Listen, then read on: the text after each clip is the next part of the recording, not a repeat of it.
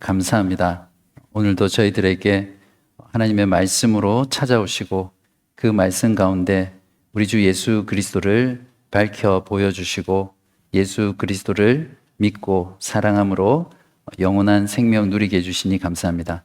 이 시간 저희 모두에게 성령 하나님께서 진리의 빛을 조명하여 주셔서 하늘의 진리를 깨닫고 마음 가운데 크게 기뻐하고 하나님을 찬송하는 그런 귀한 시간 되게 하여 주시옵소서. 이 모든 말씀 우리 주 예수 그리스도의 이름으로 기도합니다. 아멘. 여러분, 국회에서 인사청문회라는 거 있죠? 네, 왜 합니까? 인사청문회? 네, 행정부에서 장관급 이상 공직자들을 임명하면 그대로 공직을 수행하는 것이 아니라 국회에서 청문회를 거치죠. 그래서 그 사람이 실제로 공직을 수행할 수 있는 능력이 되는지, 또 도덕적으로 문제는 없는지 이런 것들을 심사하고 통과되면 그 다음 공직을 수행하게 돼 있죠. 지난달 한국에서는 방송통신위원장으로 임명된 모 여사님의 청문회가 있었죠. 혹시 보신 분 계세요? 네. 그 청문회에서 제가 보니까 그 사람이 그 전에 썼던 법인카드의 내역, 심지어는 빵집에서 빵을 얼마나 샀는지, 또 와인을 얼마나 샀는지, 편의점에서 쓴 내역까지도 찾아내서 이 사람이 정말 자격이 있는가, 이런 것들을 검증하는 청문회였습니다. 결국 그분은 자격에 문제가 있어서 국회는 통과 못했지만 임명은 됐어요. 그러나 곧 탄핵을 받아서 지금 직무가 정지되어 있는 그런 상태입니다. 그러한 것들을 보면서 공직자로 임명이 되어도 그 사람의 자격을 심사하는 것이 또 그 사람의 자격이 얼마나 중요한가, 그런 것들을 좀 보게 되었습니다. 지난주 말씀 기억나시죠? 예수님의 세례시에 일어났던 그 신적인 사건들을 통해서 예수님과 함께 하나님의 나라가 시작되었다. 세 가지 무엇이었습니까? 예수님이 기도하시자 하늘이 열리고 또 그 열린 하늘에서 성령이 예수 위에 임하시고 또 하늘로부터 너는 내 아들이라, 이런 하나님의 아들됨을 선언하는 성부 하나님의 목소리가 있었습니다. 그것을 통해서 이제 예수님께서 종말에 임할 그 하나님 나라를 시작하셨구나, 그런 설교를 저희가 들었습니다. 자, 이제 예수님께서는 죄인을 구원하실 메시아로서 공적인 사역을 시작하시면 되잖아요. 지난주에 임명이 되셨으니까, 하나님 나라의 왕으로 하나님의 아들로 선언되셨으니까 공적인 사역, 우리는 보통 공생애라고 그렇게 말하죠. 시작하시면 되는데 바로 시작하지 않고 한 단계를 더 거칩니다. 시험을 치시죠.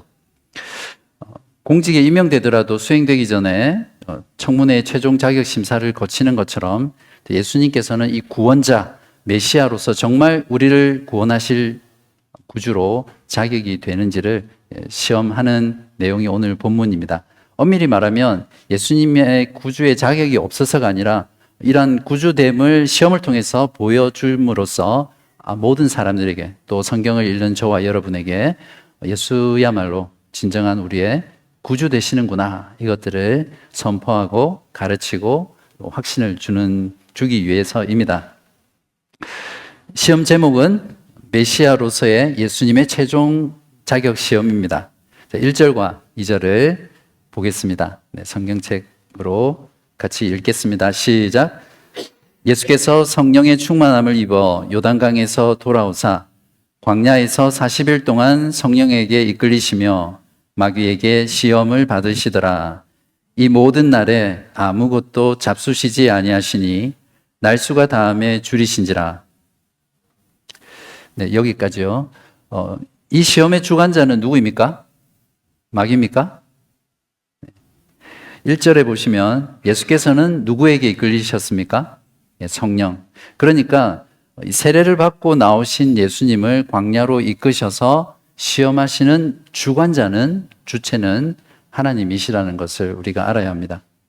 시험의 목적은 말씀드린 대로 예수님이 공생애를 시작하기 전에 진정 메시아로서 자격이 있으신지 그 자격 여부를 테스트하는, 하나님의 아들됨을 테스트하는 그런 목적입니다. 지난주에 누가복음 족보에 대해서 잠깐 제가 스치듯 말씀을 드렸는데 마태와는 다르게 아담에서 시작해서 거꾸로 위로 죄송합니다. 예수님에게서 시작해서 거꾸로 위로 올라갔잖아요. 그리고 제일 위에 아담이 있고 그 위에 누가 있었습니까? 네, 하나님이 계셨습니다. 그러니까 예수님은 하나님의 아들이시면서 또한 아담의 아들이다라는 것을 말해줬거든요. 근데 왜 누가가 이 족보를 예수님의 광야 시험 바로 앞에다가 넣었냐 하면 그 의도가 우리가 예수 그리스도의 그 시험을 이해할 때, 읽을 때, 이 아담의 실패했던 내용이 어디 나오죠? 창세기 3장에 나오잖아요. 그래서 창세기 3장을 바탕으로 예수님의 시험을 이해하라. 이런 의도로 거기에다가 넣고 있습니다. 자, 시험의 주관자이지만 시험 문제의 출제는 마귀가 냅니다. 지금부터 예수님과 아담을 비교해 볼 텐데요. 아담은 인류의 대표로서 마귀에게 시험을 받았고요. 예수님은 새로운 인류의 대표로 시험을 받습니다. 동일한 마귀에게 시험을 받는 거죠.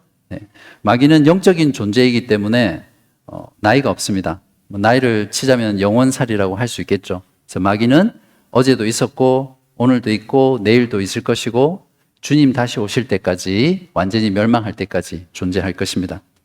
아담의 시험 장소는 어디였죠? 에덴 동산 낙원이었습니다. 생명으로 가득 차 있었고 모든 곳이 조화롭고 풍성한 곳이었습니다. 그래서 하나님께서 창조를 마치시고 뭐라고 말씀하셨죠? 보시기에 심히 좋았더라. 그러니까 하나님 보시기에도 그렇게 선하고 아름다웠기 때문에 아담이 살았던 그 낙원은 완벽한 곳이었습니다.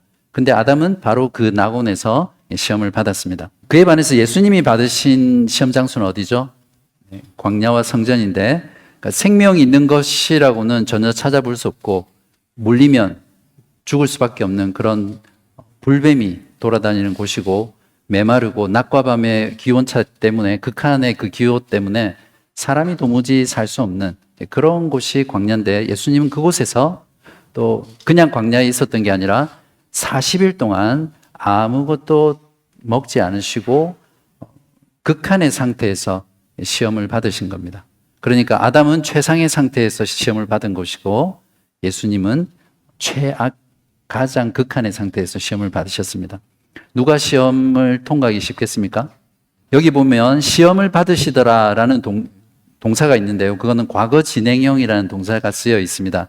이 말은 뭐냐면 그냥 예수님이 본문에 나와 있는 것처럼 딱 3번 마귀에게 시험 받은 게 아니라 40일 내도록 광야에 금식하며 줄이고 계실 때 마귀가 시험을 했다는 겁니다. 끊임없이.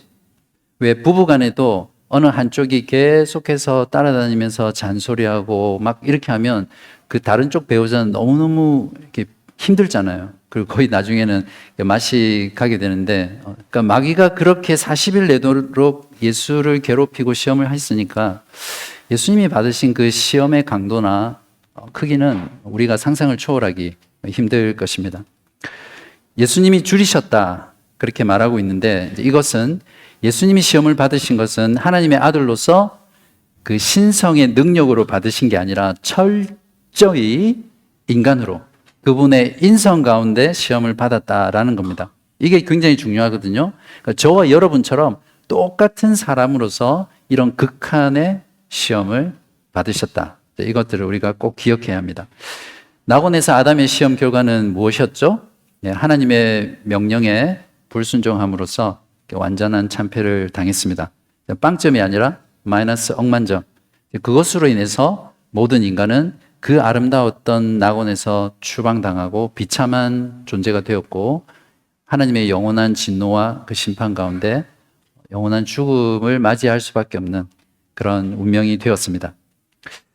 자, 여기에서 이스라엘 백성이 받았던 시험하고 또 예수님의 시험도 비교해야 되는데요. 이스라엘 백성들의 시험 장소도 예수님처럼 광야였습니다. 그러나 예수님과 다르게 이스라엘 백성들은 하나님께서 40년 동안 만나와 메추라기로 또 반석에서 물을 터지게 하셔서 생존하기 위해 필요한 모든 것들을 공급하셨죠. 이제 그런 면에서 같은 광야라 하더라도 예수님과는 다른 조건에서 시험을 받은 겁니다. 사도 바울은 고린도전서 10장 2절에서 이스라엘 백성들이 출애굽해서 구원받을 때 홍해 바다를 건너잖아요. 그죠? 그리고 그 건너고 나자 다시 바닷물이 덮여서 애굽의 모든 군사들이 수장되는데 그 사건을 뭐라고 표현하냐면 이스라엘 백성들이 모세에게 속하여 세례를 받았다 이렇게 표현합니다. 세례는 사실 죽음을 전제로 하잖아요. 그죠? 죽었다가 다시 살아나는 것인데 예수님도 동일하게 요단강에서 물로 세례를 받으셨습니다.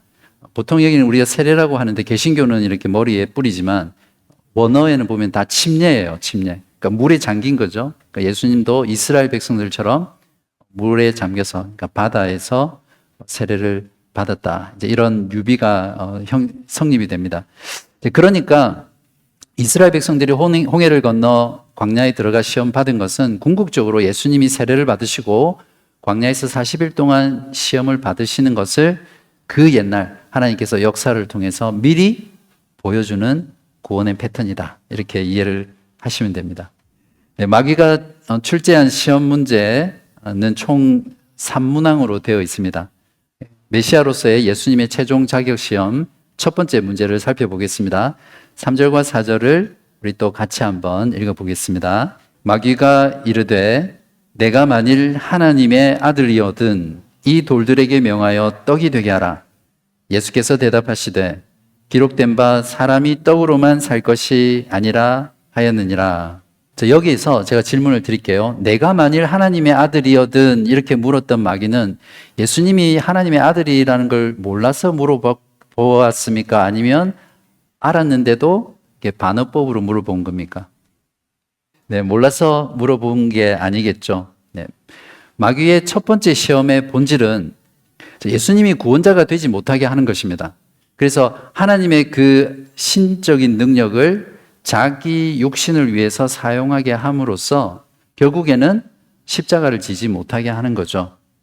그래서 이때 마귀가 사용한 전략은 무엇이냐면 예수님의 그 육신의 상태가 가장 힘든 상태, 즉 그 유혹에 가장 취약한 상태 때 그걸 이용해서 마귀가 시험을 합니다. 저나 여러분도 마찬가지예요. 여러분의 삶 가운데 마귀는 항상 여러분이 가장 약할 때 아니면 가장 취약한 부분이 있잖아요. 이제 사람마다 다 다른데 그걸 가지고 마귀는 유혹을 하고 시험을 걸어오죠. 40일을 굶주린 상태에서 돌을 떡으로 만드는 거는 예수님은 그럴 능력이 계셨잖아요. 그것은 단순히 어떤 육체의 정욕을 채우는 문제가 아니라 현실의 그 생존을 위해서 필요한 가장 최소한의 것을 사용하는 거거든요. 그래서 얼마든지 예수님도 돌을 떡으로 만드신 후에 익스큐즈를 할 수 있는 그런 상황입니다. 그러나 만약 예수님께서 현실의 그 최소한 필요를 채우기 위해서 자신이 가진 그 하나님의 능력으로 돌을 떡으로 바꾸어 드셨다면 그 옛날 낙원의 비극이 이 광야에서 다시 재현이 되는 거죠. 하나님의 뜻과 말씀이 아닌 마귀의 말에 넘어가서 순종을 하게 되는 겁니다. 이제 그걸로 끝입니다. 그러면 예수님은 더 이상 우리의 구원자로 또 메시아로서의 자격을 상실하게 되죠. 바로 이게 마귀가 노리는 겁니다. 예수님은 신명기 8장 3절을 가져와서 이 마귀의 시험을 물리치셨습니다. 너를 낮추시며 너를 줄이게 하시며 또 너도 알지 못하며 내 조상들도 알지 못하던 만나를 너에게 먹이신 것은 사람이 떡으로만 사는 것이 아니요 여호와의 입에서 나오는 모든 말씀으로 사는 줄을 너가 알게 하려 하심이니라. 예수님은 지금 이스라엘 백성들이 광야에서 하나님을 알지 못하고 불순종했던 그 실패를 다시 끄집어내서 사용하시거든요. 이스라엘 백성들은 40년간 하나님께서 그들에게 광야 생활 속에서 한 번도 거르지 않고 끊임없이 만나를 공급해 주신 그 하나님 자신을 알아야 하는데 그 하나님은 안중에도 없었습니다. 그냥 단지 하나님이 주시는 그 만나에만 그들의 마음을 두었던 거죠. 그러니까 하나님이 주시는 것에 그들은 결코 만족하지 못했습니다. 정말 보잘것없어 보이고 만나라는 뜻이 그거거든요.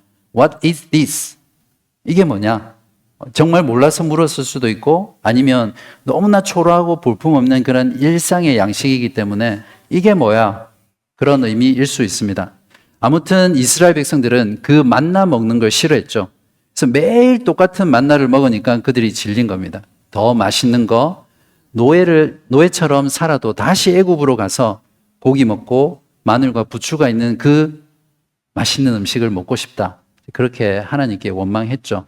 우리가 생각할 때 정말 말이 안 되는 거죠. 단지 그 고기와 부추 또 마늘이 들어간 음식을 먹기 위해서 그 고통의 노예 생활로 다시 돌아가고자 하는 그 이스라엘 백성들의 마음은 얼마나 철저하게 하나님의 불순종하고 하나님을 알지 못하고 하나님을 반역한 백성들인가 우리에게 잘 보여줍니다. 자, 이들처럼 매일의 필요를 채워주시는 하나님을 알지 못하면 현실의 필요와 원함들이 점점 더 커지고 많아집니다. 사람의 본성이 그렇습니다. 그래서 결국에는 매일의 양식이었던 그 만나로 만족하지 못하는 그것 때문에 그것을 스스로 채우기 위해서 하나님을 떠납니다. 하나님의 공동체를 등한히 하고 자기 스스로 그 현실의 필요들을 채우기 위해서 능력을 발휘하죠. 그런데 보통 대개 이 현실의 필요들은 점점 많아지고 욕심으로까지 나아갑니다. 가만히 따져보면 일상이 기적이죠. 저희 아이들 셋이 아침에 나갔다가 밤에 들어오지만 그 아이들이 나갔다가 아무런 일 없이 다시 집에 들어오는 것 자체가 하나님의 엄청난 섭리와 하나님의 보호하심과 능력이 작동해서 그게 가능한 거거든요. 그래서 우리는 일상이 기적이라는 것을 꼭 마음에 두고 살아야 합니다.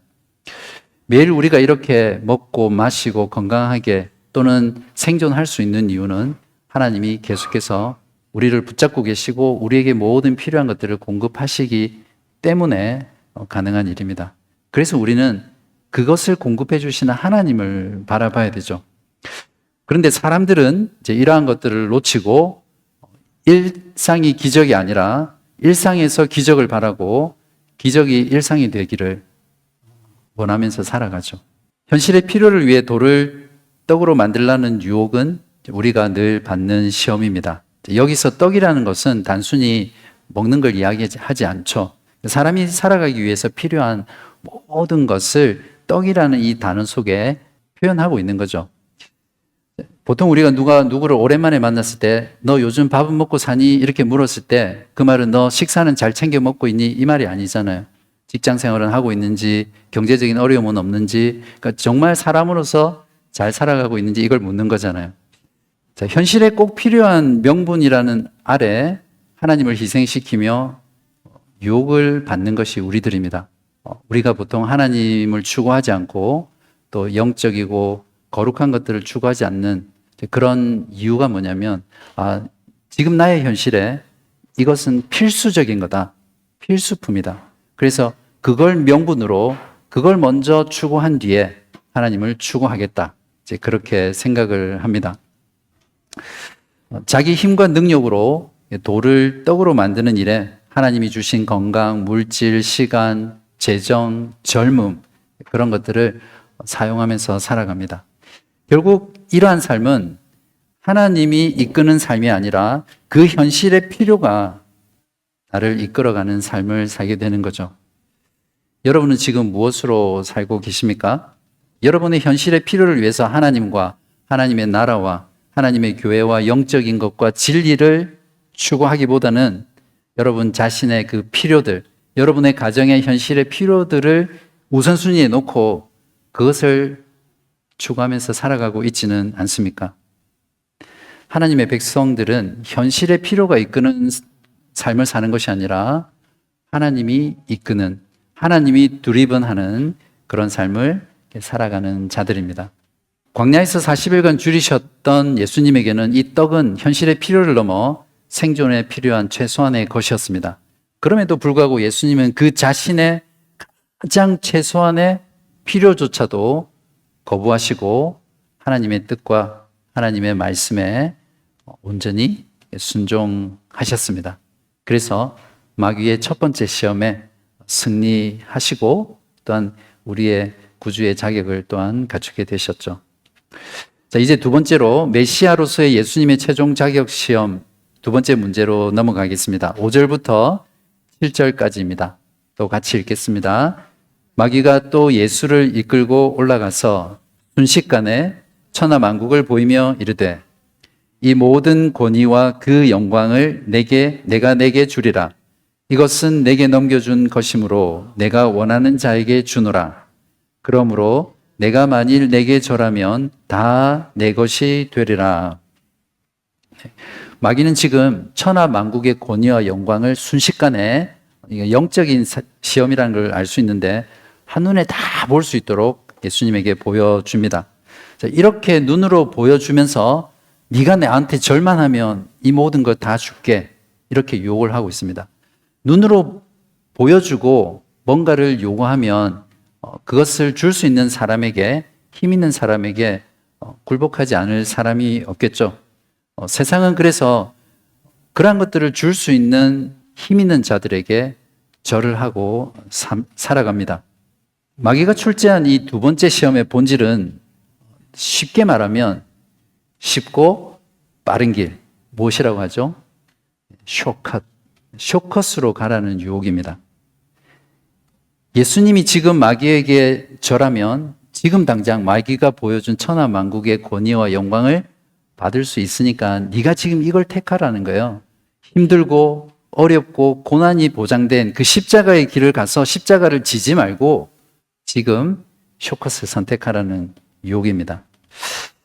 자, 오랜 기간 힘들게 순종하는 길보다는 지금 당장 내가 원하는 것을 얻고 만족을 얻으라는 것이 항상 마귀의 유혹의 메시지입니다. 바로 이 메시지가 지금 온 세상이 우리들에게 끊임없이 쏟아내는 메시지잖아요.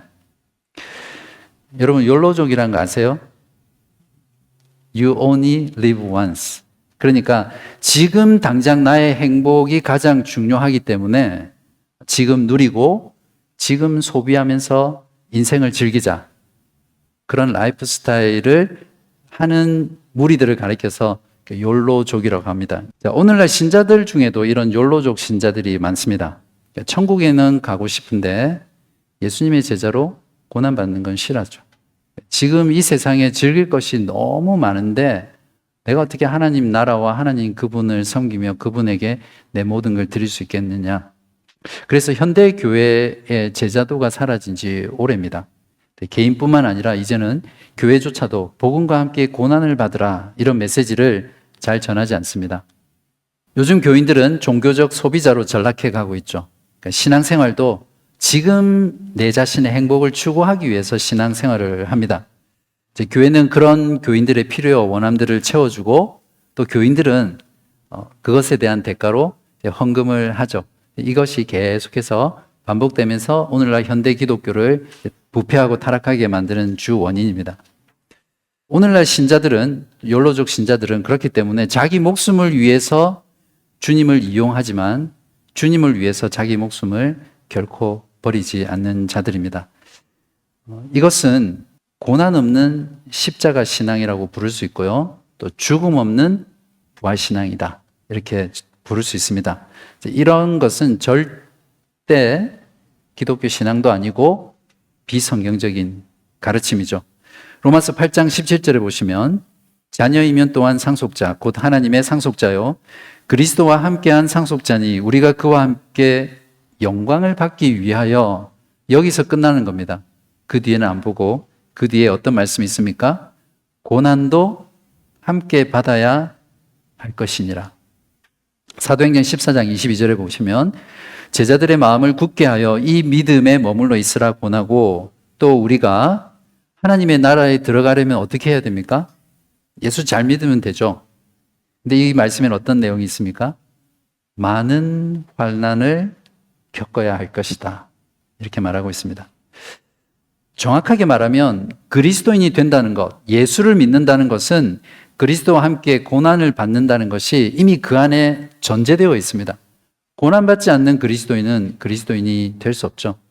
자, 여기서 우리가 놓치지 말아야 될 것이 무엇이냐면 마귀의 그 속삭임대로, 세상의 메시지대로 내가 원하는 것을 쉽게 세상에서 얻으면 거기에 대한 조건이 있습니다.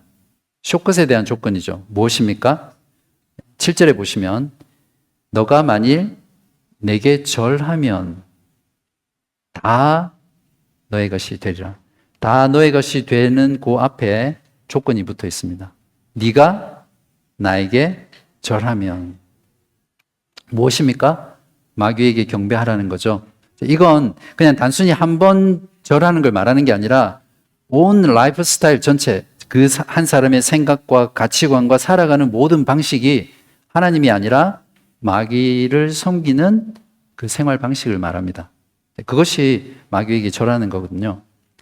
지금 세상은 어떻습니까? 당신이 원하면, 당신이 노력하면, 당신이 꿈을 꾸기만 하면 다 가질 수 있다. 그렇게 전하지 않나요? You can do it. Be yourself. 당신의 사랑을 찾으십시오. 그래서 심지어는 건강한 가정을 깨트리면서 자기가 좋아하는 그 사랑을 찾아서 가정을 깨고 불륜까지도 부추기는 시대가 지금 시대잖아요. 마귀는 이러한 것들을 약속하는 대신 수많은 예배자들을 얻습니다. 이 세상 종교 중에 가장 신도수가 많은 종교가 뭔지 아세요? 마귀교예요.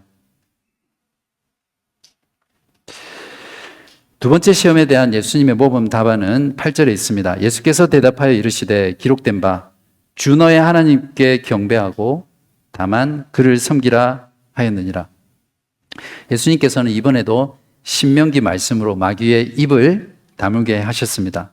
신명기 6장 14절에 내 하나님 여호와를 경외하며 그를 섬기며 그의 이름으로 맹세할 것이니라.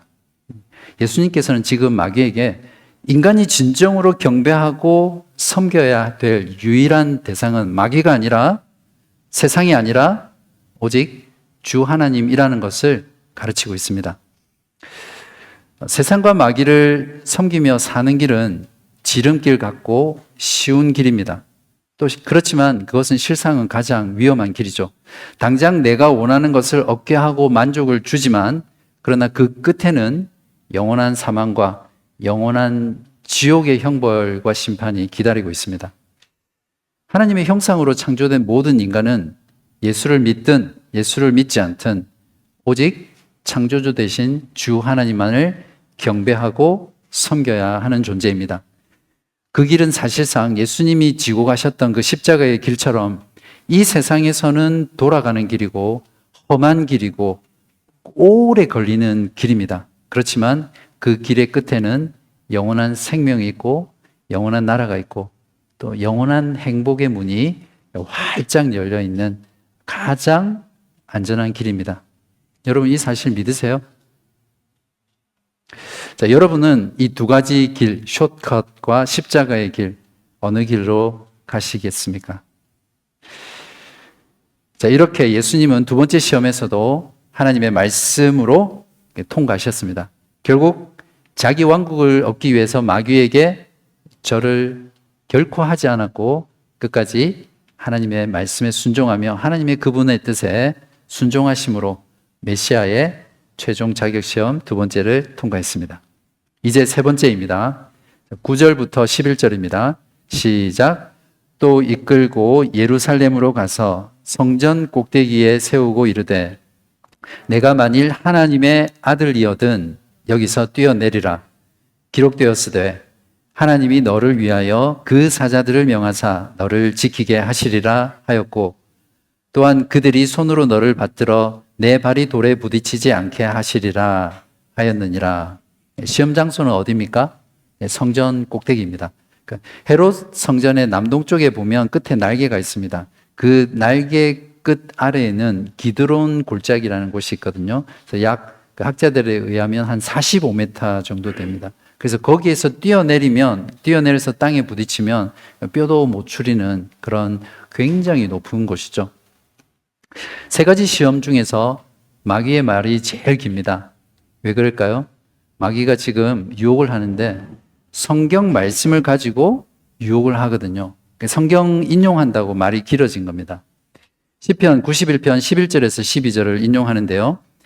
그가 너를 위하여 그의 천사들을 명령하사 내 모든 길에서 너를 지키게 하심이라. 그들이 그들의 손으로 너를 붙들어 발이 돌에 부딪히지 아니하게 하리로다. 마귀도 이렇게 성경에 해박한데 저와 여러분 성경을 많이 알아야 되지 않겠습니까? 항상 이단들이 그래요. 이단들이 성경을 잘 알아요. 지금 이 마귀도 이 시편 원래 저자의 의도와는 상관없이 자기가 필요한 거에 맞게 성경 말씀을 오용하고 잘못된 곳에 적용하잖아요. 근데 이단들이 딱 그렇게 하거든요. 그러니까 우리가 적어도 이 마귀와 이단보다는 성경에 대해서 더 많이 알아야 되고 성경의 가르침과 진리에 대해서 철저하게 무장하고 있어야 되겠죠. 자, 여기서도 마귀는 네가 만일 하나님의 아들이어든 이라고 하고 있습니다. 이건 역시 마귀가 예수님이 하나님의 아들이라는 것을 몰라서 한 말이 아니죠. 오히려 지금 예수님이 하나님의 아들이기 때문에 이것이 더 예수님에게 시험이 되는 부분입니다. 마귀의 시험의 핵심은 언제나 동일하게 예수님이 십자가를 지지 못하게 하는 것입니다. 예수님이 십자가를 지면 그것으로 인해서 죄인들이 믿고 죄사함 받고 구원을 받기 때문에 그 구속의 일이 결코 이루어지지 않도록 하는 게 마귀가 전 존재를 다해서 해야 하는 사명이었습니다. 자, 그런데 이번에는 하나님과 하나님 아버지와 하나님 아들 되는 그 예수님의 관계를 가지고 시험하고 있습니다. 여기서 마귀의 시험의 말을 다시 조금 더 쉽게 풀어서 말하면 이렇습니다. 이 마귀의 말입니다. 예수님에게 하는. 일단 이 높은 곳에서 일단 네가 뛰어내려봐. 그러면 네가 하나님의 아들이니까 하나님 아버지가 네를 다치지 않게 천사를 보내서 보호해 줄 거잖아. 그러니까 그것을 통해서 네가 하나님의 아들이라는 것을 증명해봐. 이렇게 말하고 있는 겁니다. 만약 하나님이 그렇게 하지 않으면 네가 하나님의 아들이 아니거나 아니면 네가 하나님에게서 버림받은 거야. 이런 의미가 이 마귀의 시험 속에 들어 있습니다. 학자들도 그렇게 이야기하고 저도 이 본문을 묵상하면서 동의하는 부분은 예수님께는 아마 이 세 가지 시험 중에서 이 세 번째 시험이 가장 힘든 시험이었을 겁니다. 왜냐하면 하나님 아버지와 아들을 근거로 그 관계됨을 증명하라고 하기 때문에 그렇습니다. 예수님은 얼마든지 그렇게 할 수 있는 능력이 있으시잖아요. 그것이 예수님에게 유혹이 되었습니다. 시편 기자도 비슷한 경우로 고통을 했었는데요. 시편 42편 3절에서 10절에 보면 사람들이 종일 내게 하는 말이 내 하나님이 어디 있느뇨 하오니 내 눈물이 주야로 내 음식이 되었도다. 내 뼈를 찌르는 칼같이 내 대적이 나를 비방하여 늘 내게 말하기를 내 하나님이 어디 있느냐 하도다. 네, 이 시편 기자가 가리키는 그 탄식하는 사람은 궁극적으로는 예수 그리스도입니다. 그러나 저와 여러분처럼 그리스도인들이 또 이 땅 가운데 살아가면서 세상 사람들로 하여금 동일한 유혹을 받죠. 우리가 고통당하고 예수를 믿는데도 잘 안 될 때 세상 사람들은 네가 하나님의 아들이라며 네가 정말 예수를 믿고 하나님이 너의 기도를 들으신다면 한번 증명해봐. 그렇게 내 하나님 어디 있느냐 그렇게 도전하죠. 예전에 세인앤드류 교회에 있을 때 어린 자녀를 둔 30대 형제분이 저희 교회에 오셨어요. 청년 나이 같아서 제가 따로 만나서 식사도 하고 대화를 했었는데 그 형제는 연세대 신학교를 나왔던 친구였습니다. 호주에 와서 일을 하다가 허리를 다친 거예요. 그러면서 가정 형편도 어려워지고 일을 할 수가 없게 되니까 아이도 있고 아내도 있는데 너무 힘든 거죠. 그런 상황에서 너무 힘들어서 하나님께 기도를 참 많이 했대요. 근데 하나님이 자기 기도를 듣지 않고 오히려 허리는 더 안 좋아지고 잡은 구하지 못하고 더 힘들어졌다고 하면서 하나님을 무지하게 원망을 하더라고요. 그러면서 그 형제가 했던 말이 뭐냐면 하나님이 아버지라면서 어떻게 자녀가 이렇게 고통받는 걸 그냥 두실 수 있냐고. 그게 무슨 아버지냐. 정말 좀 깜짝 놀랄 정도로 분명히 자신이 신자라고 했는데 그렇게 현실의 어려움과 고통 속에서 하나님의 응답이 없다고 생각하고 하나님을 원망하더라고요. 마귀는 성경 말씀을 근거로 예수님을 시험하죠. 이때 예수님은 어떻게 반응하셨습니까? 오늘 읽었던 것처럼 시편 91편을 외치시면서 나는 시편 91편을 믿어 하면서 뛰어내리셨겠어요? 12절입니다. 예수께서 대답하여 이르시되 주 너의 하나님을 시험하지 말라 하였느니라.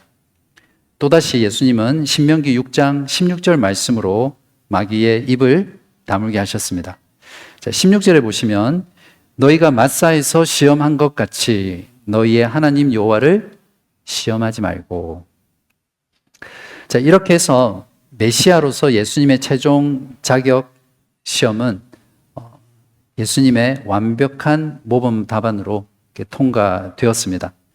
마귀는 그 옛날 아담과 이스라엘과 붙어서 승리했던 때와는 다르게 예수님에게는 완전히 KO패 당했습니다. 그리고 이를 갈면서, 이건 제가 상상한 겁니다. 이를 가면서 예수님에게서 물러갑니다. 13절에 보시면 마귀가 모든 시험을 다한 후에 얼마 동안 떠나니라. 모든 시험을 다했다는 것은 말 그대로 세 가지만 시험한 것이 아니라 40일 내도록 시험했는데 누가는 그 중에 딱 세 가지를 대표적으로 기록한 거란 말입니다. 여기서 얼마 동안 떠났다는 것은 마귀가 다시 전력을 보강해서 예수님을 시험하러 다시 오겠다라는 그런 뜻입니다. 언제 다시 옵니까?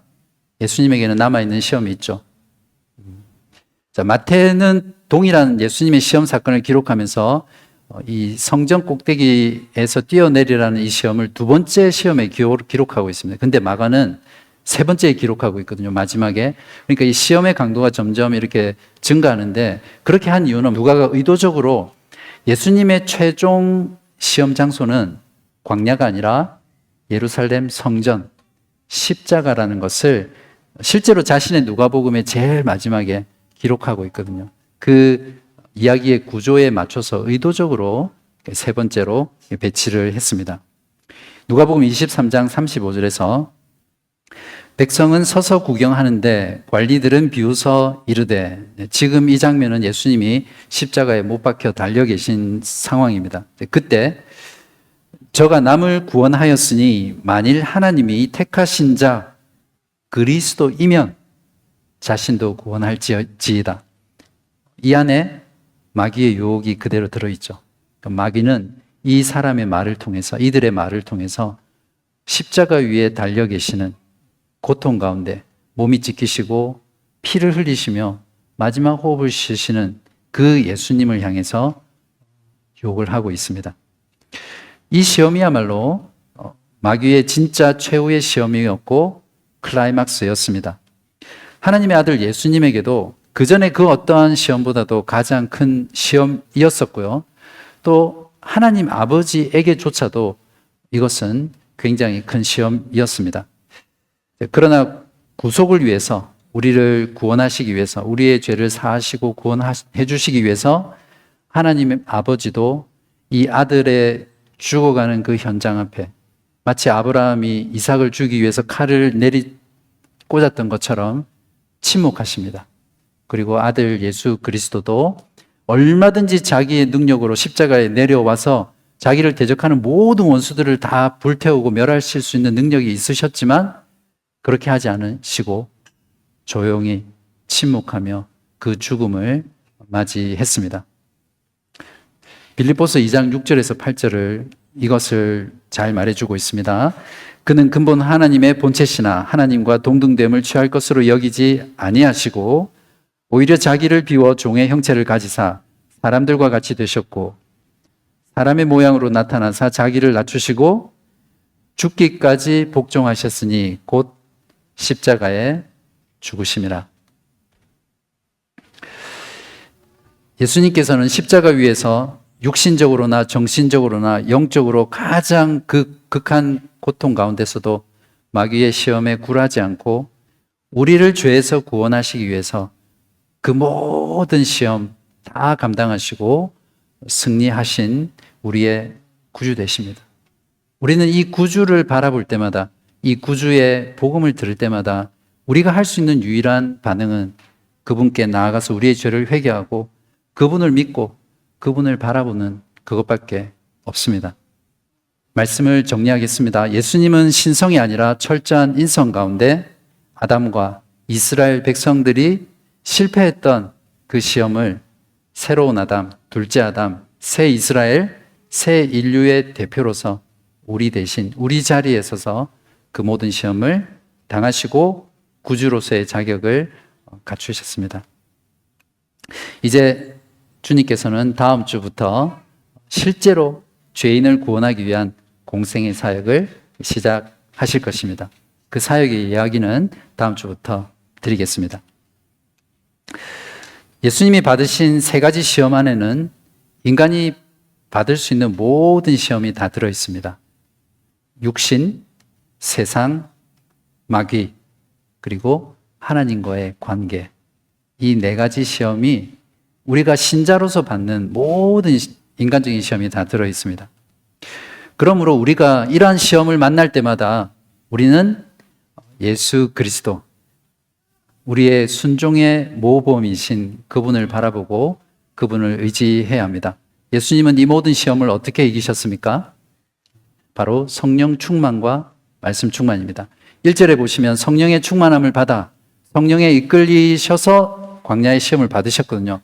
그러니까 예수님의 그 시험을 이기신 비결은 성령 충만이었습니다. 그리고 또한 모든 시험을 다 하나님의 말씀으로 이기셨잖아요. 말씀 충만이죠. 그렇기 때문에 우리가 만나는 모든 시험, 또 앞으로 만나게 될 모든 시험 속에서 승리할 수 있는 비결은 예수님의 그 모범을 따라서 말씀 충만, 성령 충만해야만 우리가 유혹을 이기고 승리할 수 있습니다. 그리고 끝까지 하나님의 뜻에 순종할 수 있죠.